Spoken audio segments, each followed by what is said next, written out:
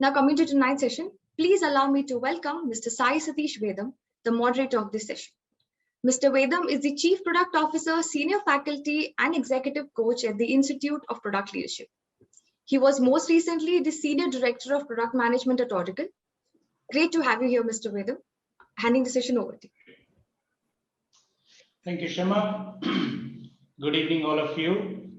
And for those of you who have been joining us in the last 3 days, I hope you found the session very useful, insightful, just as I am finding them. And I completely agree with Satya, who's posted in the chat, that we're getting different perspectives, especially from executives and senior leaders about products, product management, and product leadership and strategy. So, continue to join these sessions. Don't just join, listen in, and walk away. Join the community, interact with the speaker, even offline, send, relevant questions so that, you get some learning or insights, and continue the momentum. That is very important. So, before I introduce our distinguished guest here, Andrew LaMonica. Andrew, just want to make sure that you've joined us. If you can turn on your camera and we can see you, you are here. Andrew, can you hear me? Yeah, I can hear you. Hello. How's everybody doing? There you go. Okay. Good to see you, and thank you for joining from the US. So, folks, a really quick introduction. We can go on talking about Andrew for a long time because he has got a huge number of followers for the facilitation sessions, the coaching sessions, and the speaking sessions that he does on a very interesting area. He's basically a global design executive, and he has worked in 300-plus-year-old iconic brands, GE, the Olympics, and Northwestern Mutual. And of course, Andrew, what fascinated me about Andrew's work is essentially using design or leveraging design and brand to strategically solve business problems, global business problems. And I'm quite fascinated by how he does that. Hopefully we can get some insight into that practice. So Andrew, looking forward to that session. So Andrew comes with expertise in global brand strategy, design leadership. He's an executive coach and also a public speaker. Thank you so much, Andrew, for being here and conducting this session. But before we jump in, just like many other sessions before this, I thought it would be useful for us to know who our audience is, right? So that way, if you can get some insights, maybe fine tune or put a spotlight on the areas that you think are relevant for the audience here, or probably de-emphasize things that are not probably relevant here, right? So Shema, can I request you to launch the first poll so that we know what is the current role of the audience here. I see typically we have about 100 plus easily joining in. Looks like Good Friday, people are sitting at home and maybe getting a break. But whoever we have here, I encourage all of you to do, take a few seconds, tell us essentially what role you come from. And this is important because when we're talking about different subjects and complex subjects, by the way, topics, it's important to focus on the dominant set of people, the majority of the people here, so that you can benefit. So clearly, product manager seems to be the predominant participants here, which is not very surprising, though. Okay, good. Let's look at the second one. So I hope, Andrew, you are able to see the results as well, right? Okay, cool. So one of the things that's really key in any product role, especially in product management or even product leadership, is stakeholder management. Now, it's often used loosely, stakeholders, but when we say stakeholders, these are the specific stakeholders that we are talking about, right? Your customers, existing customers, prospects, sales teams, engineering teams, leadership team or management team. Where do you spend most of your time, right? And this, of course, varies with the role and the level that you're in an organization, but especially people in product roles get to spend time in all of these cross-functional roles. Good. I think a lot of folks seems to be focused on engineering teams and management teams. So that's interesting, given that majority of them are product managers here. So I'm gonna make a guess here that a lot of them are inbound product managers, right, which is focused on getting things done with working with engineering teams. Great. So last poll, Shama.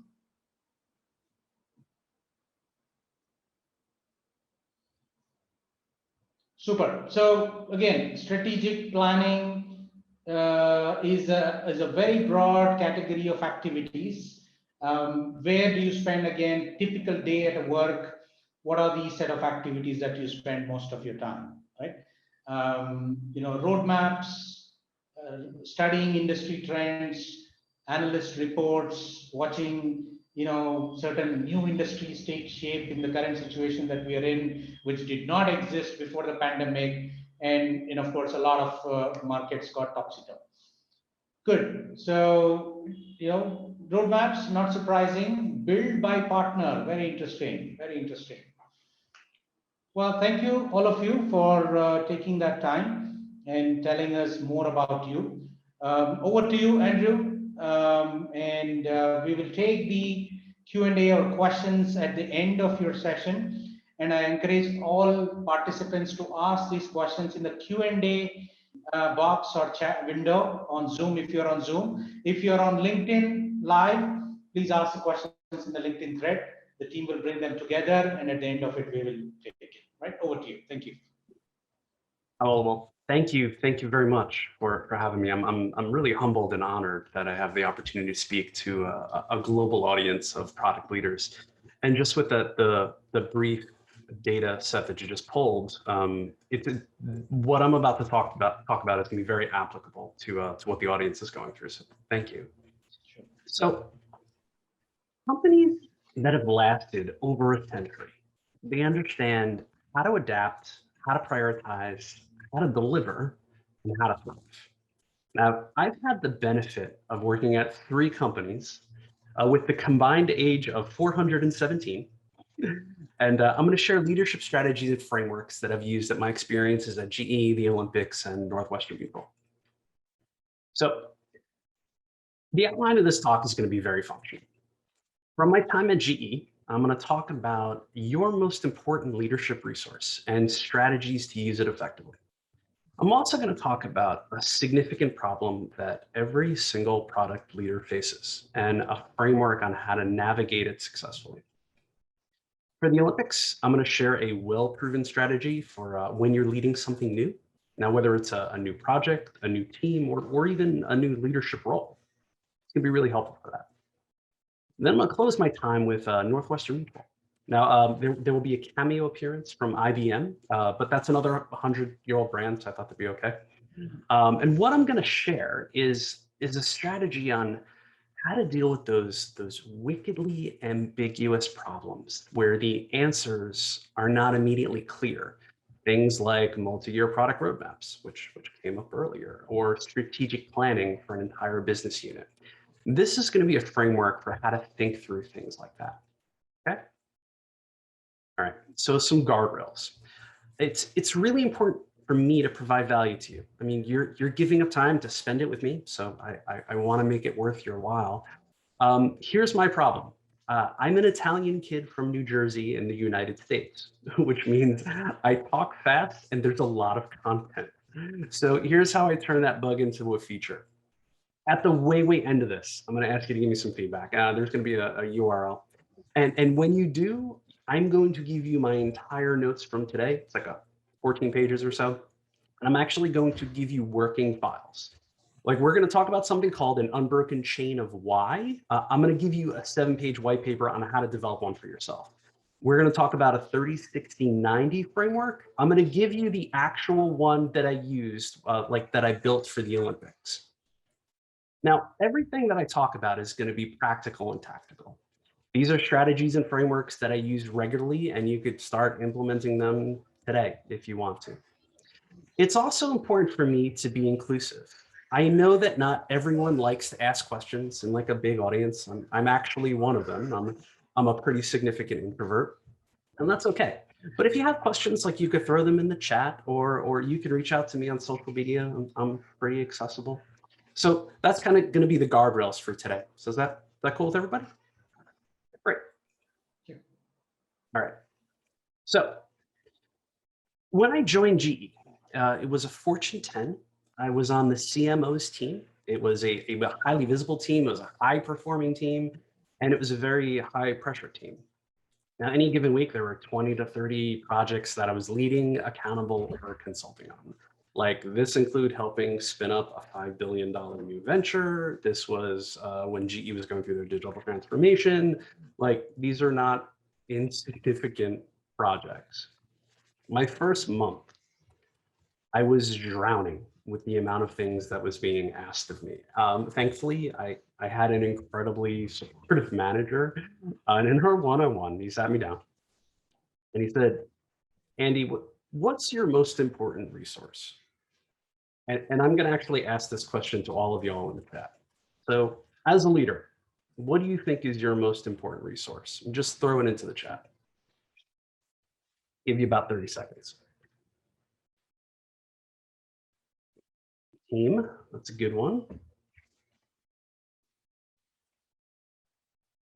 Human resources, time, yeah, all good things. People, plan, and leadership. Direction, that's always a good one. Manager, yeah, these are all good things as your most important resource. Other than customers, yeah, that makes sense too. Team members, the plan. These are good. Nice. Okay, this is good little cross section. So that's good. My first answer when my manager gave that to me, I was like, it's the team, of course. He shook his head and said no. I'm like, money?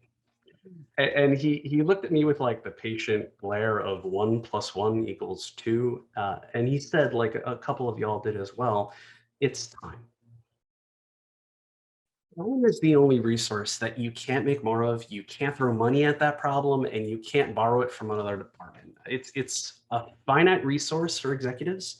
And as a leader, you need to spend it on the right tasks with the right people or on the projects that have the most impact. And this advice was consistent with every other company that I've worked with since. Where you spend your time is directly correlated to the impact and influence you're going to have as a leader. Now, there's a lot of time management and prioritization strategies, but like this is the one that has been most helpful for me. The urgent important matrix, it's a simple strategy, but it's deceptively effective. It focuses you on what's important, what's urgent, and where to put your time and energies. Now, Western business schools sometimes teach this as the Eisenhower matrix. For me, it's a mental model that helps make decisions faster and better. All right, now just to level set everybody, when I say important, I'm referring to an outcome that brings you closer to your goals. Urgent is typically associated with bringing someone else closer to their goals. So box number 1, that's important and urgent. These are the 2 to 3 things that you absolutely positively must take care of right now. Now, Jack Welch, GE's famed CEO, like he did this practice for about 20 years. Like he used it regularly. Now, those critical things that those are the stuff that absolutely has to happen, whether it's a project deadline, it's FaceTime with an executive, or if you have, a child who's homesick, like those are the things you got to take care of. Okay. Box number 2 is important, but not urgent. These are the tasks that help you achieve everything in box number 1. This is driving progress on projects. This is one-on-ones with your direct reports. This is clearing roadblocks with your team. You want to spend most of your time in here because it eliminates box number 1. Now, box number 3 is not important, but urgent. Email is a big culprit here, like text messages, Slack, fire drills, people stopping by your desk with requests. Not like we did a lot of that last year, but and like meetings, not all meetings, but some of the ones that you really don't need to be at. These have the illusion of being important, but it's usually important to someone else, not to you. We spend a lot of time in the box, and we should. all the things that are stopping us from achieving our goals. So there's a few things you can just like immediately do as a leader. Reschedule things. Time boxing, where you allot a specific amount of time to do a task. Like I know a VP of product who only answers emails Tuesdays and Thursdays from 3 to 5. Delegating is very effective here too. Managing leadership's expectations and saying no respectfully. These are all helpful executive techniques. And if you want to dive deeper into any of those three, just bring it up into the Q&A. Now, box number 4 is not important and not urgent. These are distractions. This is like the mindlessly scrolling social media. This is notifications on your phone. This is the online personality quiz of which Royal Challengers player you are. I'm Brett Coley, in case anybody cared. But like these are the things that kind of suck time away. Eliminate them or ignore them, and you're just going to be more productive. Okay. So simple framework, super, super helpful. Now, the second thing I wanted to share with you about my time in GE is about alignment. This is the biggest problem I saw with talented leaders who were not growing in their career. It was the biggest problem with internal teams who were not getting the support they needed for their products. And it was the biggest problem I saw when agencies would partner with us. Now, as product leaders, we know in our heart of hearts that what we do creates value, not just in the end-to-end customer experience or for the business, but like, the actual people who are using that. The challenge is that most people have trouble articulating the value in a way that's aligned with our business partners. So many companies lack clear connection between what product does and the overall goals of the company. So, enter the unbroken chain of why. Now, there are a few different versions of this, like GE has one, Boston Consulting Group has one, like most consulting companies have a version of this. What I'm going to share with you is how I use this. Okay. Now, the basic principle behind a UCOW, it does have a very unfortunate acronym. Sorry about that, UCOW. The basic principle is that C-suite will give you tons of freedom and support to do whatever it is you need to do, as long as they know that you are 100% aligned to the top node of the company's business strategy.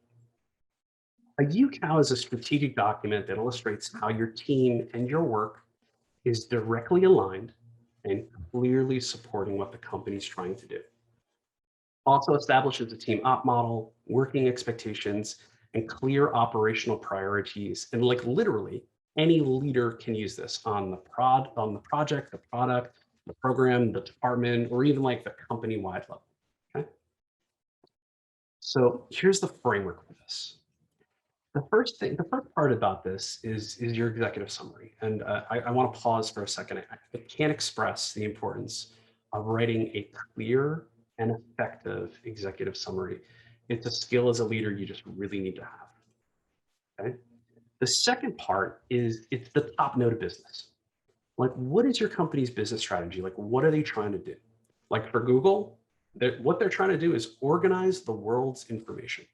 That's what every single team, product, partner, unit is trying to do.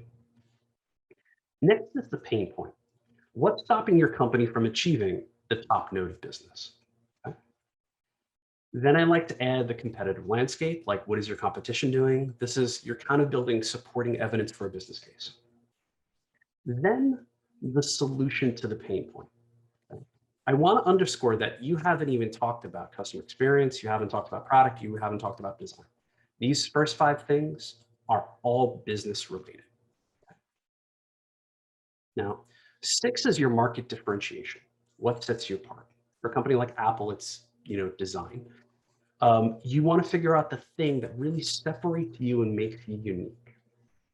Next is very specifically how product addresses the first 5 points. You're going to talk about tangible value.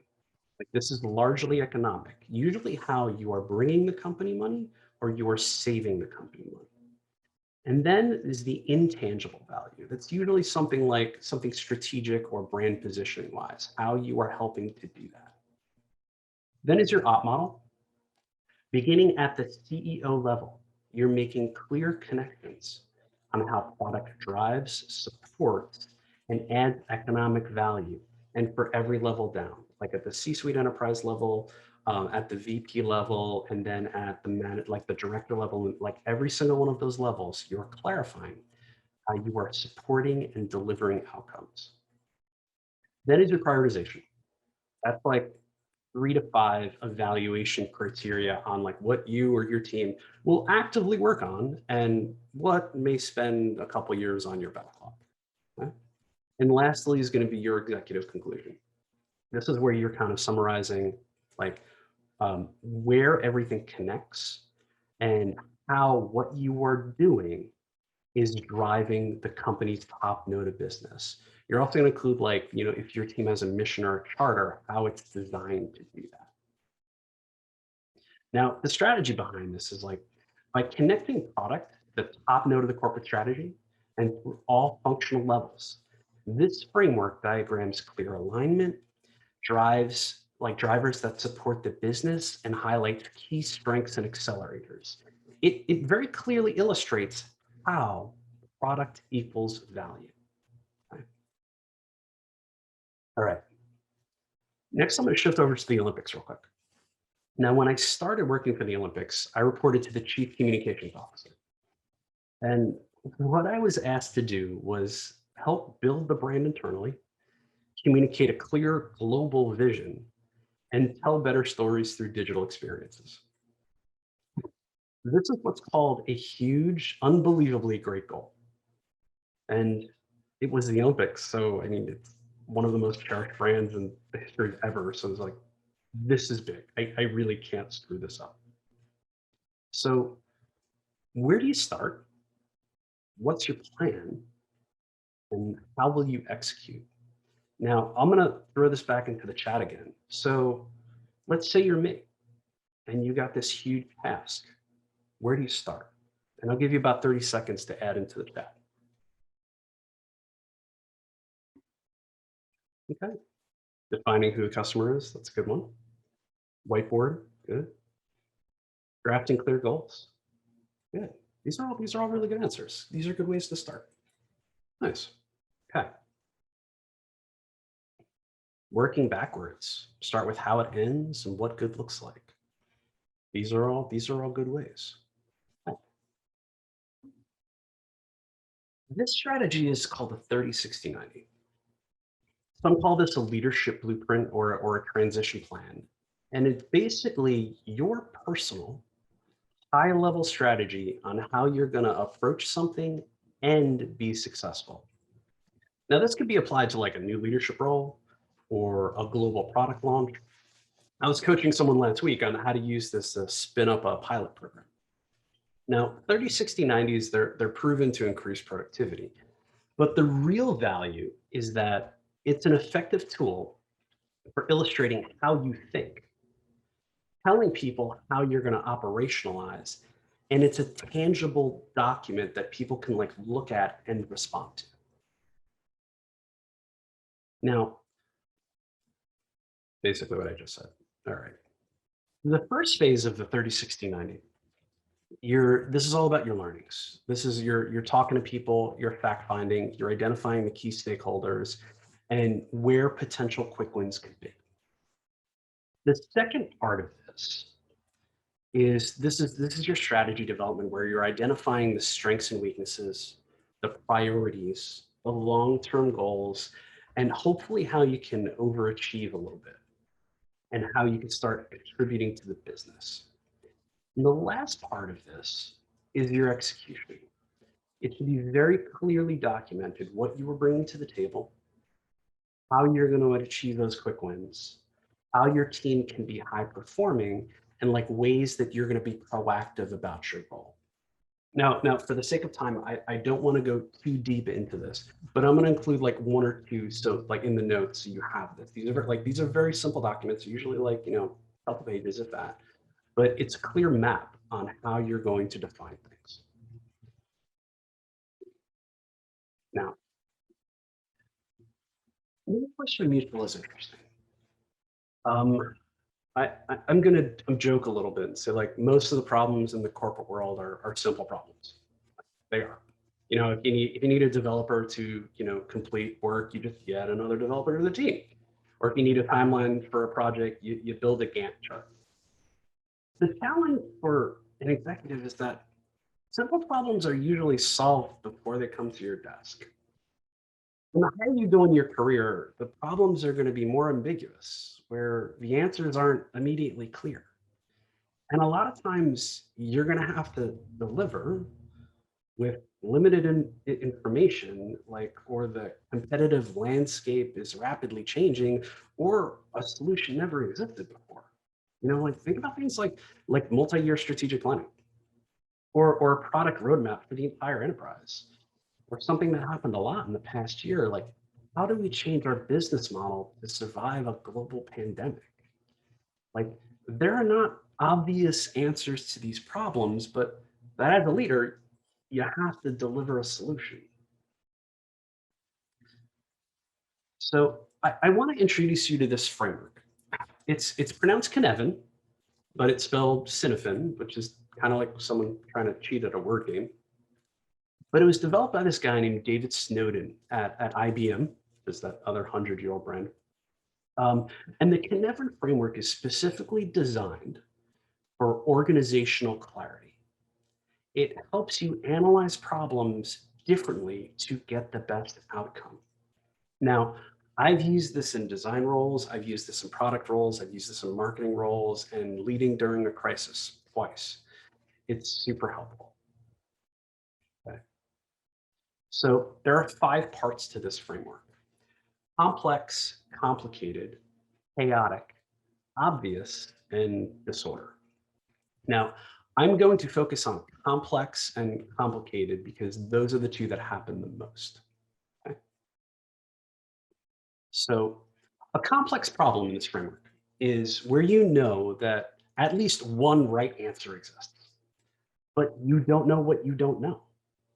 Like I'm currently leading an architecture map of our entire product ecosystem. There's almost 1,000 like products, services, and tools and like platforms that need to get connected to each other. Like we know they connect, but we just don't know how yet. We're using this framework to figure it out. Now, this is also a helpful thing to use as a model, like if you find yourself with a new boss, or your company's going through a merger and acquisition, or your team needs to innovate like a brand new product solution. Super, super helpful. Okay. Now, give me 1 second.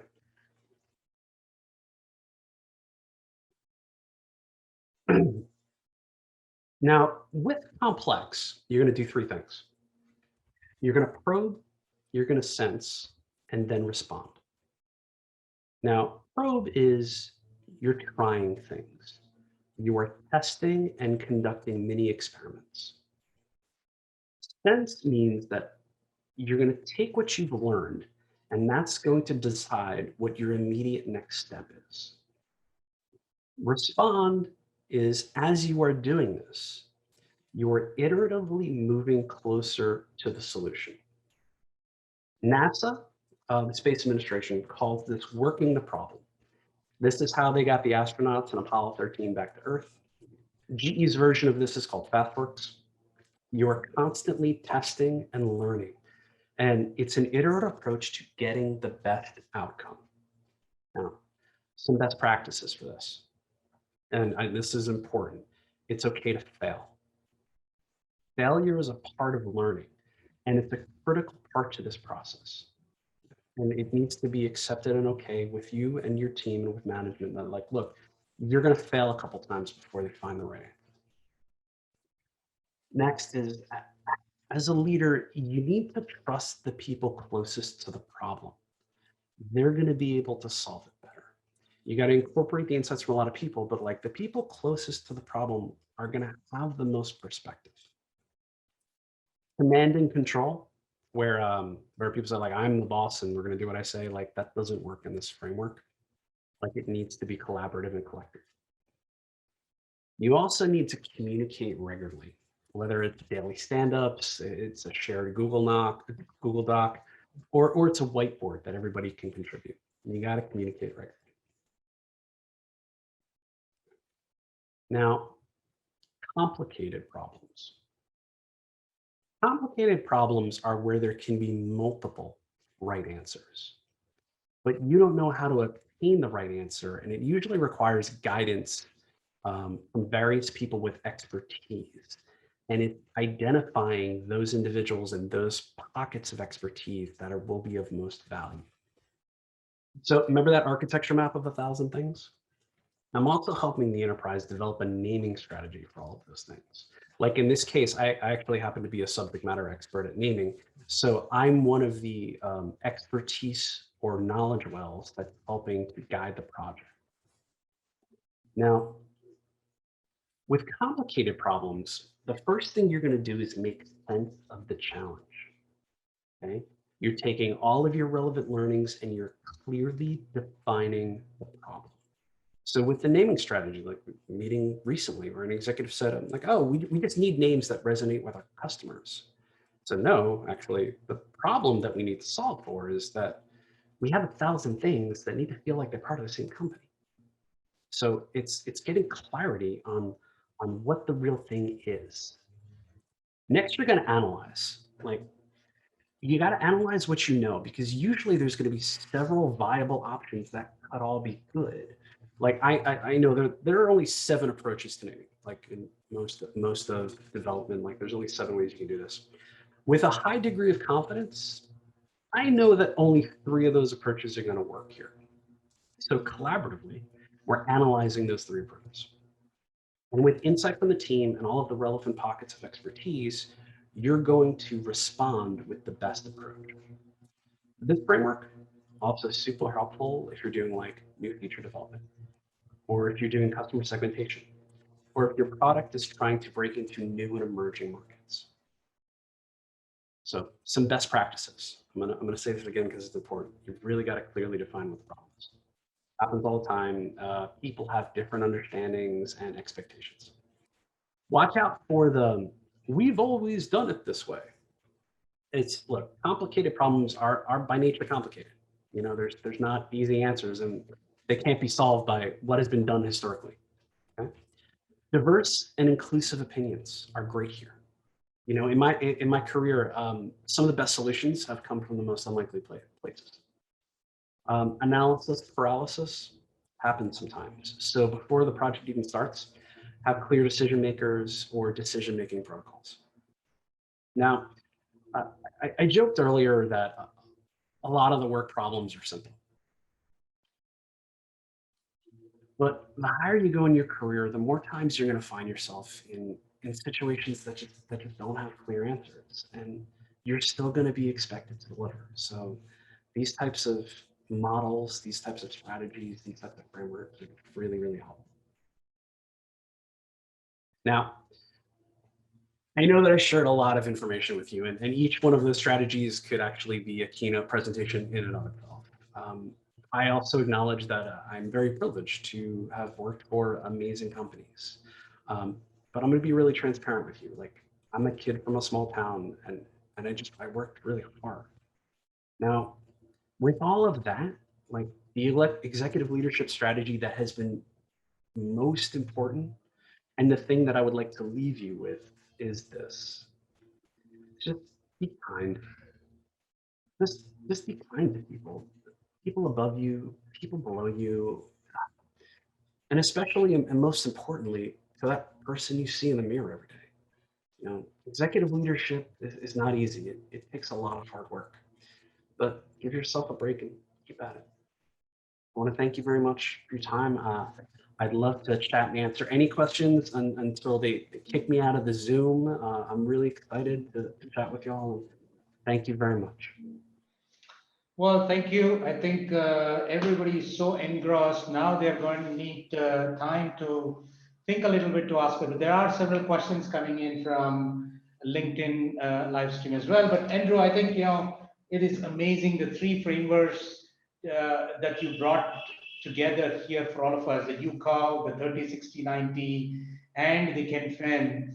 I hope I'm pronouncing that right. But shows a distillation and a synthesis of probably hundreds of people working on different things, failing, identifying the best practices, and then a prescriptive way, or at least the best practices, the guidance, right? So this is fascinating, and thank you for that. So there are a couple of questions to get started, and I'm sure we will get to folks in Zoom and live stream as well. Now, one of the things that you mentioned is ambiguity, right? The higher you are in the organization, the more more the ambiguity in terms of the availability of information and the quality of the information as well, right? So, and you need to make decisions, and that are decisions that might impact multiple teams, organizations, and all that. So, how does one look at what is the importance of strategy in that context?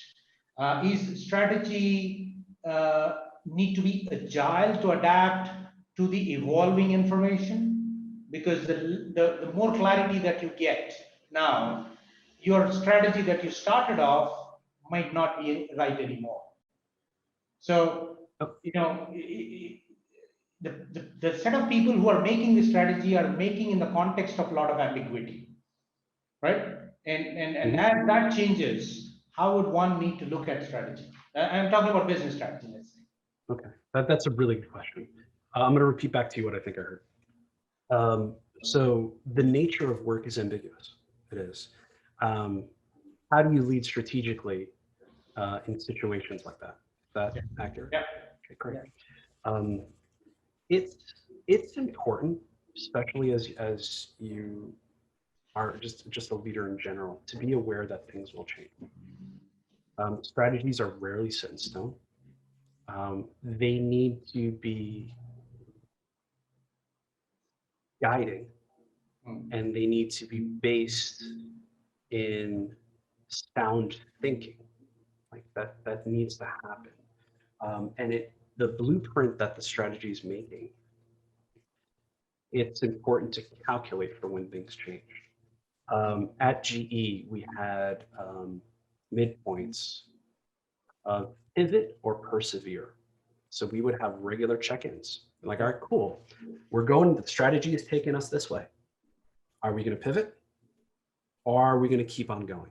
So even having those regular check-ins, whether it's on your career growth with your manager, or it's the product development, or it's a global rollout, have those checkpoints in there. We're like, all right, are we still on track? Are we still doing what we need to be doing?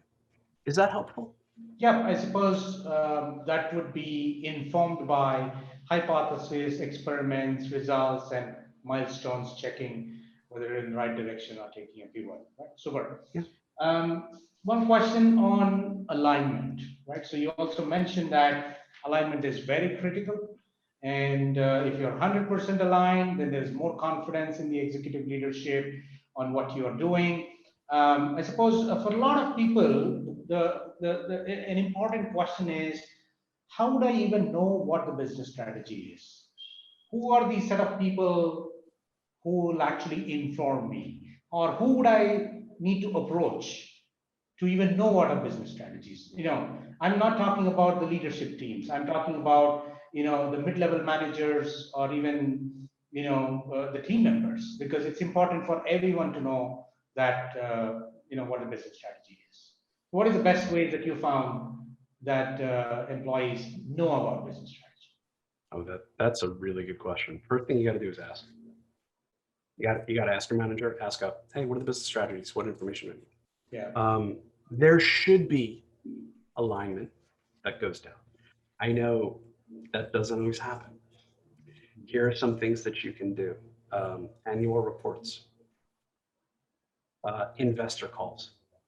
Most annual reports you can find online. Investor calls. If you have the opportunity to listen to any company that's publicly traded, they're going to have this. You're going to get strategic insight on where the high level company is going. That's one that saved me a lot of times in my career, is the investor call one. Going on and understanding what the mission is of the company. Like, that's usually published somewhere. Any of the strategic documents that you could look for, start asking around. A lot of these documents exist. They'll exist in marketing, they'll exist in product, have the relationships with the senior leaders or try to build them to get more insight. Because at the end of the day, you're seeking this information to do better work to help the company. Yep. So you're saying actively seek out. Don't wait for a top-down information to trickle down, but actively seek out, ask the right set of people, for a document, for a conversation, starting from your manager. Yeah, you So, gotta own your career, because if you don't, somebody else will. yeah, that's true. Okay, so a couple of questions. Kundan from LinkedIn is asking, how do we inculcate a product mindset in business stakeholders? Now, he's assuming that that is number one, it is absolutely important. The number two, that they don't know or they need to be educated, right? So let's make that assumptions for a second. How do we inculcate the product mindset in business stakeholders in order to focus on problems that really matter? All kinds of problems that one can start looking at and trying to solve, but then you also mentioned prioritization, and for that it is important for somebody to know from a product perspective, there are certain mindsets that need to take. So is there a way that usually happens in large companies, in the companies that you work with, or is it that the business stakeholders are constantly trying to understand and know from the product managers or product leadership team about, what are your priorities? Okay, I have many follow-up questions for that person. If they, ping me, they can ping me offline. Yeah, I'm very curious so about that. Since this question, but what I would, I'm sorry, go on. Since this question is on LinkedIn, asked on LinkedIn, later after this session, I request you to just spend a few minutes whenever you have time to answer those for the folks, right? But go ahead. Yeah, I'll gladly I'll do that. I guess as a quick answer without having a lot of information, what I would say is the product leaders should at this point have established value and expertise in what they do. And you should lead from a point of like, hey, look, we're kind of the subject matter experts in this. So there is a certain amount of knowledge that we are bringing to the table to help drive the business forward. And that's one thing you should lead with. If that is not the case, you want to understand, it's called the with it, the what's in it for them. When you're having the conversations with the business leaders, and you really do have to have authentic conversations. They're like, okay, what is important to you? And usually that's tied into maybe their goals and objectives of the year. That's a very tactical way of finding this out. Okay, what is this business leader on the hook for? What are they supposed to deliver at the end of the year? And while they're talking, the only thing you're doing is you are thinking how product is helping them solve those things. If the business leader's goal is to grow 3% year over year, you're thinking, okay, how is product helping that individual do that? Yeah. Okay, so those are two strategies I would recommend. Sure. So Nikhil asked, I think, we talked about complicated and complex.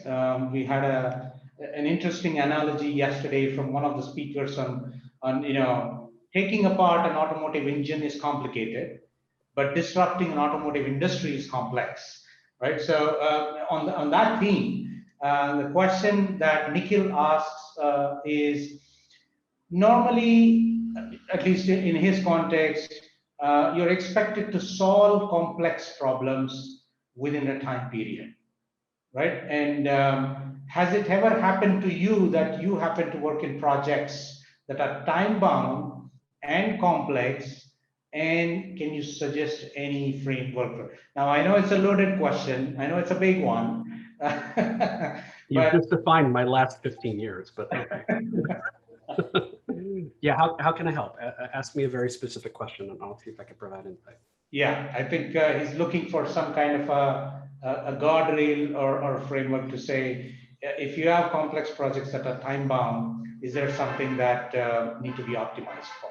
But yeah, you can take that. All right. How I would coach that individual, if they were one of my direct reports, or they were reporting up to someone, I'd say,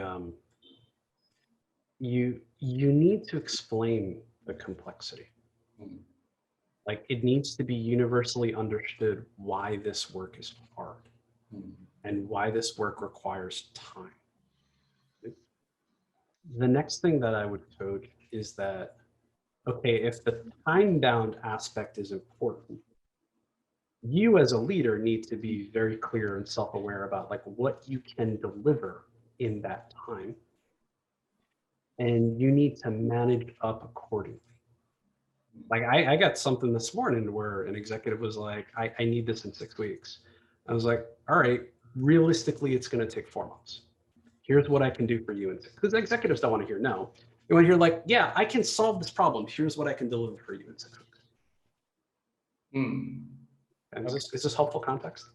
Yeah, I think at least it provides a glimpse into how one can approach into this, but I'm sure there's a lot to peel under that, but it's definitely useful. So there are several folks who asked some questions which you have already answered. For example, Nilesh asked, how do you develop or manage business agility in product strategy and execution in ambiguity, right? So we talked about, persevere or pivot, have milestones, keep checking, and take the right direction that you want to go. So I think that's essentially what we have time for today. But again, folks, appreciate you asking all these questions. Keep them coming. And Andrew has already said that he'll try his best to answer some of these questions on the LinkedIn as well. Thank you so much, Andrew. Before we let you go, just a couple of minutes. I want to announce, there are a lot of questions from it. It's tough to pick all of them in the interest of time. But Nikhil, you get to win the best question award, the Marshall Scholarship. Congratulations. There's also a leaderboard where all of you can actually quickly join. It takes about 30 seconds. And then ask your friends to join these amazing sessions. And you get to win, when they join, you get to win some amazing stuff, right? So it's not for the stuff, but you want to encourage your friends, colleagues, peers in your organizations not to miss out on these useful sessions, right? So do that. And then 2 quick announcements before Andrew will let you go.